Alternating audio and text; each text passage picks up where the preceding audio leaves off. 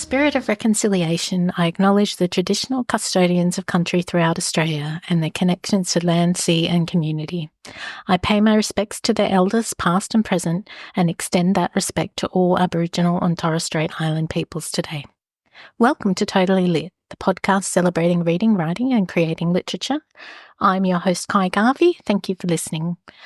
Hi everyone. This episode I have the amazing Megan Daly to chat about her picture book release, The Beehive. Megan is a teacher-librarian and has been awarded the ASLA Australian Teacher-Librarian of the Year 2023 and the SLAQ Queensland Teacher-Librarian of the Year, as well as the National Dromkeen Librarians Award. Megan is the author of the best-selling book Raising Readers, as well as Teacher and The Beehive. A former National Vice President of the Children's Book Council of Australia, Megan is also a speaker, regular literary judge, festival curator and co-host of Your Kids Next Read podcast. Through her writing and speaking engagements, Megan inspires parents and caregivers, educators and librarians to nurture a lifelong love of reading. Megan Daly, welcome to Totally Lit. Thank you so much for having me. So excited to be here. Thank you so much for joining me and my listeners today. I'm really pleased to have you and to pin you down. We've been going back and forth trying to find a time when we can both chat, but I really appreciate your time today. I'm very excited to hear about your latest release, The Beehive. The Beehive, because I'm thinking of your character and going, the beekeeper. Yeah. Now, that's your latest picture book. Could you share a little bit about it with me? Yeah, so look, it's just come out. It's with Walker Books. It's illustrated by the wonderful Max Hamilton, who I've never met, but I'm super excited to meet at the Sydney book launch that we're having. And look, let me give you my elevator pitch. Alison Tate has schooled me in the importance of an elevator pitch about your book, and this is mine. So The Beehive is a part of the Nature Storybooks range from Walker Books, and it's a narrative nonfiction, which is probably my favorite style of writing, combining a narrative with nonfiction information. And the narrative tells the story of Willow, who is a young girl who's super keen on native bees, and she has native bees at her school, and she trails around after groundskeeper Tom, talking to him about native bees. And she's super excited because this year there's enough native bees in their school community that they're able to split their bees, and she's going to be able to take one of the hives home. Her stepfather is a beekeeper as well, and he helps her, and they're involved in the school nature club. So that's essentially this narrative side of the story. And then the nonfiction information is all facts about our nearly 2,000 varieties of Australian native bees, which not many people know about. I guess I saw a little bit of a gap in the market where there was lots of books about bees. Bees appear to be very hot property, interesting, cool. They're having a resurgence. They're having a moment. And so I wanted to really celebrate our Australian native bees. Amazing. And this is your first picture book, isn't it? It is. Yeah. It's my first picture book. I've written a nonfiction book for adults raising readers in the past, and then I edited last year a book called Teacher, which is stories of educators from primary to secondary school. But this is my first picture book, a most unexpected development in my writerly life, I have to say. And how are you enjoying the Kidlit author experience? Oh, it's really, really... I am having enormous imposter syndrome, and I'm going to have to ban Alison Tate from listening to this episode because she doesn't like me saying that, but I have enormous imposter syndrome. I don't feel worthy to sit amongst all of those people who are established in the kidlit space. I've always been a reviewer of children's books, and I call myself a pusher of children's books. I'm a teacher librarian, so I push other people's children's books. To now have my own children's books is a really surreal experience, and I'm not quite sure yet that I'm 100% comfortable with it. So I'm working on that.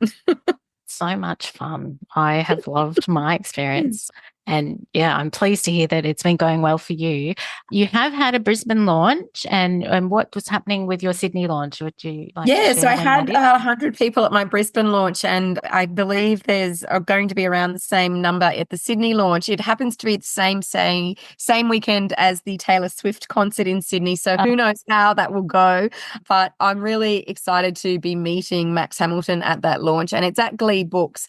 And like with the Brisbane launch, there's going to be lots of activities for young children, and there's going to be lots of information sharing for the kidlit community and parents and maybe educators and amateur beekeepers or commercial beekeepers who are in the audience. So I kind of hope there's enough that will keep everybody really entertained and engaged, because I love a book launch which speaks to the children and to the authors and the writers in the room. Can you tell me a bit of your experience of the submission process of Yeah. your book? Okay, this is a very interesting process. So many years, or about 5 or 6 years ago, I did a innovation on another nature storybooks text from Walker Books with a year 1 and a year 2 class at my previous school. And I wrote them a story about our native bees. I posted that story on my social media. And at the time, I also thought, oh, gosh, they really should do one on native bees. So I emailed the then publicity manager at Walker Books, who I knew quite well, and she'd seen it on my social media as well. And she was like, yeah, it's a great idea. You could do that. And I was like, yeah, probably not. And they asked, they then asked to see what I'd done for my classes at school. And it went from there. So it wasn't a traditional submission process in the slightest. I was like, hey, you guys should do this. And they were like, you could do that. So I've been very lucky, I guess, in that respect, that with actually all of my books, I've been asked to do them rather than me having to approach the publishers. In some ways, I like that because I am really busy. I've got 4 kids and a really complex life and so much, and I work and rah, rah, rah. So I don't necessarily have ideas popping up all the time in my head. And I love it when a publisher comes to me and says, we've got a gap in the market here. Do you think you could do something? And then all of a sudden I'm like, 100% I can do that. And then my creative brain starts firing and I don't sleep for weeks on end and I'm up all hours of the night writing. And I think, yeah, that's when I get really excited about something, when somebody presents me with an idea, because I don't have an enormous amount of time in my life. And do you find your work as a teacher librarian helped you write the book in terms of, did you think, I know what kids like to read? No, that's a really good and interesting question, because I have worked with a number of teachers over the years who, and everybody does have a story in them, but I have worked with teachers who've felt they would love to write a children's story because they've read so many children's stories. But actually, in some ways for me, it's been a disadvantage because it is that imposter syndrome. I look at the work of people like Jane Godwin and I just think, well, I could never do that. I could never write like Jane Godwin or Alison Lester. I can't do that. I've always been in awe of picture book authors in particular. It's such a skill, as you know, it's so hard to write a picture book. In fact, I think it's almost been a hindrance for me. I've always thought, no, that's for other people. I just push the books onto small children and I review the books. So it's been quite difficult for me to step out of the teacher librarian role and put on an authorly hat, because my other issue is I'm always thinking as an educator about how do I educate children, whereas the whole purpose of a picture book is to entertain a child and engage a child and speak to them on a heart and soul level. Whereas I'm, and my own 4 children will attest to this, I have a lesson in everything I say. And, my partner often has to say to me, okay, teacher hat off, just be mum right now. And so I've had to take off my educator hat really, and put on a different hat and a different role and play a different role and go, no, I'm writing a book to entertain. But also I think that's why I do like narrative nonfiction. I do still have that opportunity to educate. So no, I actually think it's been a bit of a hindrance being a teacher librarian. And how have your family received the book? Are the kids impressed? Oh, you've got children, Ky. No, I mean, the main character is called Willow after my middle daughter, and I still don't think she's read the book. She's 12 now, and the book was essentially written about her. She tells me she's read it, but no, my children have 100% zero interest in anything I've written. They are all readers, and they all engage with books and enjoy books and love going to book events and literature festivals. But as for my books, they're just like, yeah, what would you know? Impressed. So I have been told, Mum, you haven't solved world peace. Exactly. You just wrote a book, which that makes me sound like I'm swanning around going, oh, I've written a book, but I'm like, this book was inspired by Anytime. you. Yeah, and exactly. When your children are the reason you write and love picture books, and you think, oh, come on, guys, could you not just smile? Like, give me And something. they're mildly interested in the podcast, but only they were like, oh, Mum, if you got Neil Gaiman to be a guest, we might listen. Yeah. I'm like, oh, that's a My big 16-year-old challenge. says, when you're ranking on Book Talk, I'll look. Like, don't you know how hard that is? It's not easy. So I might go back to your very first book. Was that an invitation to write that book as Yes. well? Yes, I'd been writing, and I would say for any aspiring authors out there, the blogging space is very crowded these days, but you don't have to do it for anybody else. I wrote a blog for 10 years on essentially what I do in my day job, which is nurturing a love of reading in children. And I started Children's Books Daily when my own children were very young, and I was, you know, just really wanting to share how you nurture a child's love of reading in those early years, and then up into the tween and teen years. I blogged away. I started speaking at a few events about the importance of nurturing that love of reading, and in particular recreational reading, which is kind of what I love nurturing as a teacher librarian. And Christina Schulz, the then commissioning editor of UQP, attended an event that I was speaking at, and she came up to me at the end and she said, I'd really like to distill everything that you've written in your blog and the way you speak at events into a book. And I just laughed in her face and said, yeah, I don't know where apostrophes go, and I'm like super, super bad with spelling, all kinds of grammar, particularly apostrophes. I use too many exclamation marks. And yeah, you can find somebody else to do that. And we kept having conversations about it. And I kept saying, I can't write. And she eventually said to me, you can write. You've written a successful blog. You've developed your author voice. If I want you to do this. And then a dear friend of mine said, and if you don't do it, she'll get someone else to do it, and then you'll be annoyed.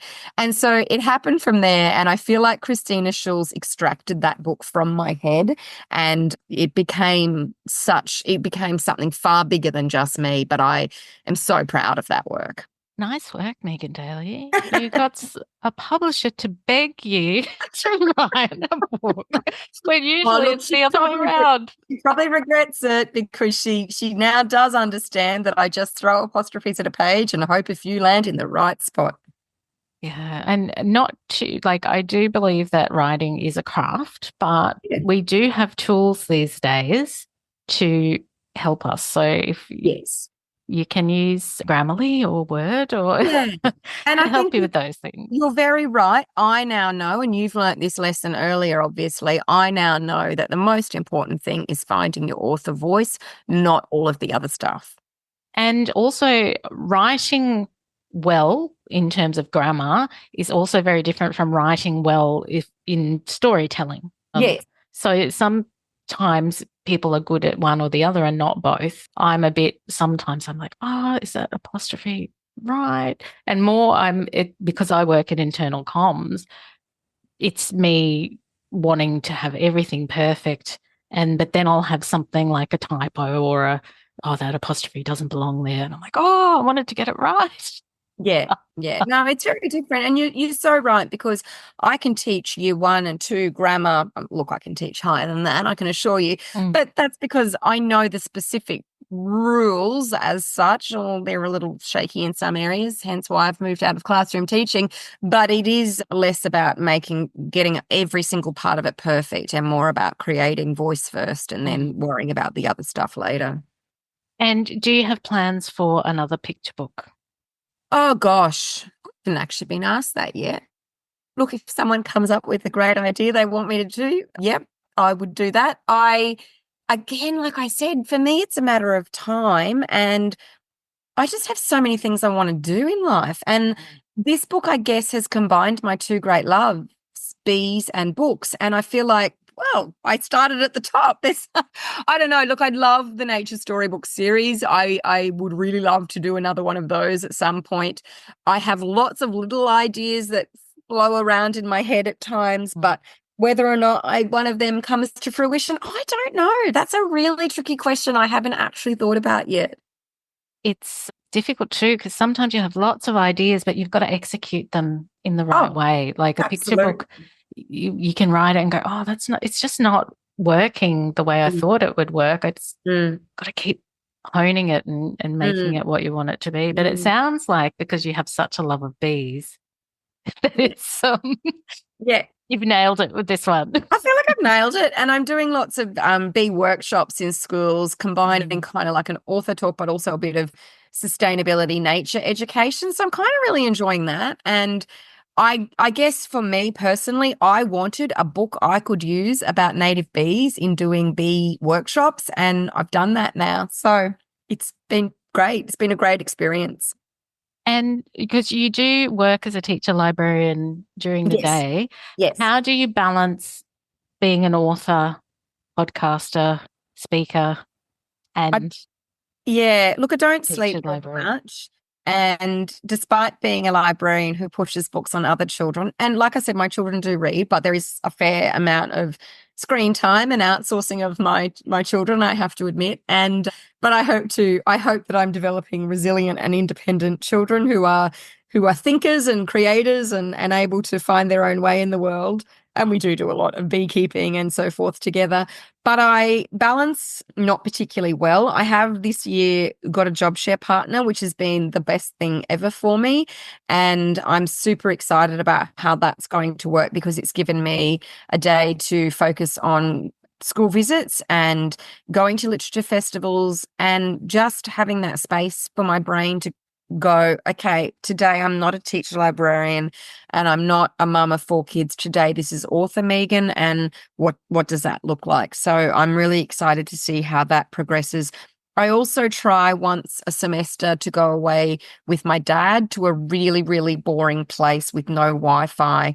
It costs us $25 a night. We don't talk. We just come together, eat, have multiple coffees, and then go back to our little cabins and work. We go away for a weekend once a semester, and we just literally write our little hearts out. My dad is a retired academic in criminology and writes a bit of crime fiction on the side, and I'm encouraging him to write his memoirs. So we do that a couple of times a year as well. And I love that. That weekend is really important to me. I love the sound of that. I'm trying to encourage my dad to write. Dad, if you're listening to this. Yeah, it's really important. And it's been really nice being a part of Dad's writing process and him seeing my author journey, but just also being able to come together on that weekend and write together. And like I said, it's so funny because we don't actually talk, whereas normally we would talk all the time. We don't invite my mother or my partner because they would talk to us. And they get really how come we're not invited? And we're like, no, because we're working, and we're very happy to stay up until midnight and get up again the next morning at 6 o'clock and just work for 12 hours a day, more probably, a lot more, and just write and eat occasionally to sustain life and creative thoughts. And it's fantastic. That sounds amazing. Living the dream. Now, I'm going to ask you some questions that I ask all my guests, which are quick fire questions, just so our listeners can get to know you a little bit better. What was your favorite book growing up? Definitely Little Cloud and Mean Mountain, which my dad read to me multiple times, and I stole from the childhood home because I'm the oldest of 4, and surely I, get to have it because it was my favorite. Oh, so it was a family book, not just your book. No, it was a family book. I stole it. I own it. It's yours now. Yeah. And if you could be any book character, who would it be? Winnie the Pooh, because I'd like to eat honey all day and get stuck inside, the opening of a door because I've eaten too much honey. I was curious, what is the honey like? from your hive? Is it good honey? Okay, so the honey from my native hives is incredibly different to the honey that my partner produces as a commercial beekeeper. Native bee honey is quite tangy. It's more like a syrup than a honey. It's more to maybe the consistency of maple syrup, and it's quite tangy because it has resin and sap in it as well as nectar and pollen. And what would you put it on? Look, you wouldn't put it on a lot because you don't produce a lot. My partner produces several hundred tons of honey a year. From Oh my my 10 goodness. hives, I produce about 2 cups of honey a year. So it's very sought after honey, native Australian honey, and it's quite expensive, but you produce very, very little of it. So I put it on cheese. I put it on blue cheese. I put it on the top of ice cream. I have drizzled it over cupcakes, but I wouldn't put it, I feel like it would be wasting it to just put it on my toast, but maybe not. But I have an oversupply of honey in my house, quite clearly. You don't need any more sweetness at your place. Okay. What have you got on your bedside table at the moment? What are you reading now?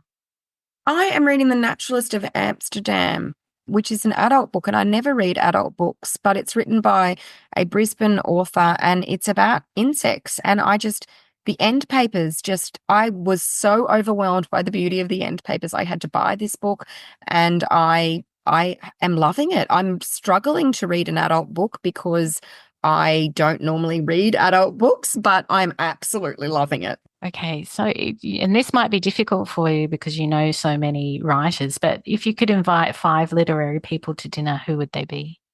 Alison Tate and Alison Rushby, who I run Your Kids Next Read with. Jane You get to Godwin. have them all the time. No, I don't. I never see them. I literally never see them. That's I see true. them once a year. So I'd invite them. I'd invite Jane Godwin because the woman is just a goddess of the kid lit industry in Australia.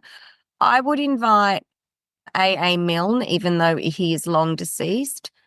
And I would probably invite Nat Amor for the laughs because she's just such a delightful human to be around. And I feel like we would all get a bit intense and Nat would bring the fun and the energy. I saw her at, I think it was a BSAB dinner, and she was so full of energy and life. And I was like, oh, I would love to be like that. But We all want to be Nat. everybody wants to be Nat. Okay, a very important question. Which Hogwarts house are you? Oh, gosh, that is a hard one. Gryffindor. Gryffindor? Yeah, I like Gryffindor. I'm technically a Hufflepuff. But I think I'm technically a Hufflepuff, but look, I can make the sorting hat go anyway, depending on how I'm feeling.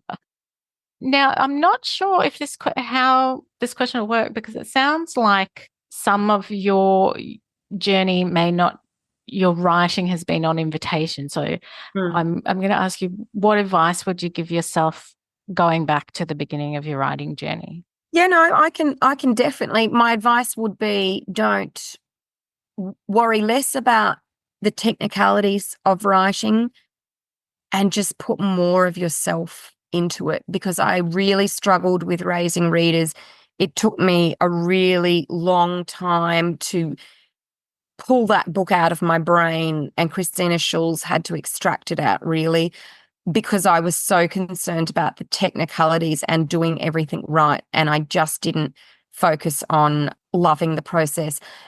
And not to be trivial about it at all, but my husband died just after I got the contract with UQP for raising readers. So that obviously was also incredibly why the process was slowed down. But in fact, writing gave me the opportunity to take myself out of the grief space and into a space I felt very comfortable, safe, and loved in, and a space that I loved being in. But I really wish I just focused more on the enjoyment of the process rather than worrying about the technicalities, because I now know that the technicalities can be sorted out later. I think that's one thing we all miss out on a little bit is enjoying the ride. It's you never know what's going to happen with writing. Like you can be a really good writer and submit, nothing happens. And then all of a sudden, zoom, it all happens.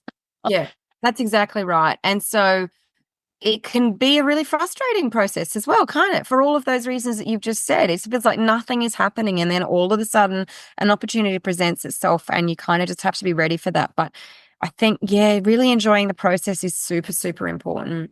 And I think also all writers are not very good at just accepting their talent either. Yes. Like it's difficult to put yourself out there and go, oh, I did a good job of this. And then saying thank you when people say to you, yes, you did do a good job of this.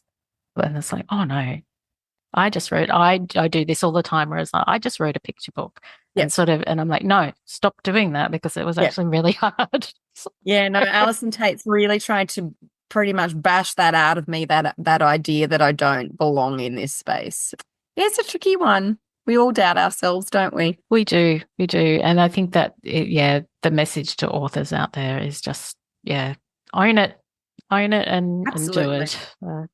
So where can we find the Beehive if we would like to get a copy? Oh, look, it'll be in all good independent bookstores. It will be online and I have a podcast as well, and our podcast website has links to purchase the book online. But I would encourage you to support your local independent bookstore wherever you might live in Australia or internationally listening to this. And interestingly, I've seen it popping up in a couple of gift shops and nurseries because it is interestingly that segue between a nonfiction and a fiction book. And I was absolutely stoked to see it in a nursery the other day. I was like, that was a life goal, I would say, for me. So yeah, that was cool. Is that outside the box thinking from the Walker Books team? No. How that's happening? No, that is outside of the box thinking for whoever owned that nursery. And the owner wasn't there. And I wanted to say to them, oh my gosh, look at what you've done. And you've made these connections between nature and books. And I'm so proud of you. But the poor lady selling the stuff behind the counter had no idea about any of that. So, but I am going to go back and thank them. And I just thought that was really good out of the box thinking. And I was super impressed with that, seeing it in a nursery. Mine will go into the chemist and see copies of Bluey and she'll say, you should have my daughter's book in here. Yeah. And the poor person behind the counter is like, what are you talking about? I actually really love seeing local author and illustrator books around wherever I am. And I recently went into a couple of bookshops at the Gold Coast and I was super impressed to see some of our Gold Coast creators' books in there. I love seeing local authors' books in local stores. I always try to take pictures and then send them to my writer friends going, look, I've spotted you here. Because, it just is great to see local authors in their own local bookstores. And, of course, everywhere. We want your book to be everywhere because we want it to sell. Thank you so much, Megan, for joining me today. It's been a pleasure to chat and to get to know you better as well because I'm like, I know Megan Daly lives in Brisbane. And I live in Brisbane, but I've never met you. I know. We will have to rectify that very, very, very soon. Yeah, there's just so many events to go to, isn't there? And we must be popping up at different ones at different times. But hopefully very soon we will get to meet in person. And again, that's one of the lovely things about the Kid Lit space. I feel like I know people like you very well through online connections and podcasts, but I often haven't met these people in real life. And sometimes I have to think, oh, have I met you in real life or have I not met you? And the funniest thing is when someone comes up and introduces themselves, and they're like, oh, we actually really kind of know each other, but we've never been in the same place at the same time. That's right. The joys of social media. Yeah, that's right. Thank you so much for having me. No problem. Thank you, Megan. Totally Lit is an independent podcast. You can help support us to continue to chat with wonderful Australian creatives by leaving a review on iTunes or sharing our socials with your friends. You can also make a contribution at www.buymeacoffee.com/totallylit. This will also help with equipment and podcasting platform fees, etc. I love to interact with our listeners, so feel free to say hello either by email or on social media. You can email me at totallylitpodcast@gmail.com or you can find me on Facebook, Instagram, LinkedIn and Twitter. I've also recently created a group on Facebook called Totally Lit Writing Community. It's a space to continue the conversation and share your writing successes, events, launches and latest projects. Jump into the group and say hello. Thank you for listening to Totally Lit, and don't forget to go out into the world to read, write, create, ignite.